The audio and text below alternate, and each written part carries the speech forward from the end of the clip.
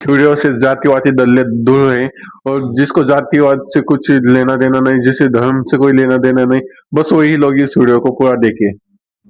मुझे समझ नहीं आता कि इनमें और कुत्तों में फर्क क्या है, क्योंकि कुत्ते भी सड़क से रोटी उठाकर खा लेते हैं और ये लोग भी धार्मिकता की आड़ में अंधा होकर फेंके हुए पार्ले जी को प्रसाद समझकर ग्रहण कर लेते हैं। मुझे समझ नहीं आता कि 11वीं शताब्दी से 19वीं शताब्दी तक रहे हुए गुलाम भारतीयों के और तुम्हारे स्वतंत्र भारतीयों के बीच में फर्क क्या है, क्योंकि गुलाम भारतीय कभी मुगलों के गुलाम हुए, कभी तुर्कों के गुलाम हुए, कभी अफगानों के गुलाम हुए, कभी अंग्रेजों के गुलाम हुए, लेकिन तुम भी तो आज के समय किसी नेता के गुलाम हो या किसी धार्मिक बाबा के गुलाम हो। मुझे समझ नहीं आता कि तुम्हारी रीढ़ की हड्डी इतनी लचीली कैसे है कि बिना किसी तर्क वितर्क या शास्त्रार्थ के तुम किसी के भी पैर छू लेते हो। मुझे समझ नहीं आता कि तुम्हारे पानी में कौन सी हाइड्रोजन या कौन से ऑक्सीजन के अणुओं की कमी है जिसको यह बाबा अपने मंत्र फूंक कर यह पूरी कर दे रहा है। मुझे समझ नहीं आता कि तुम्हारे दिमाग के इलेक्ट्रोमैग्नेटिक या नर्वस सिस्टम में ऐसी कौन सी कमी है जिसको यह बाबा अपनी छड़ी मारकर ठीक कर दे रहा है। मुझे समझ नहीं आता कि इस आश्रम में आई हुई औरतों को इस भारत की 21वीं सदी में कैसे कंट्रीब्यूट करेंगी,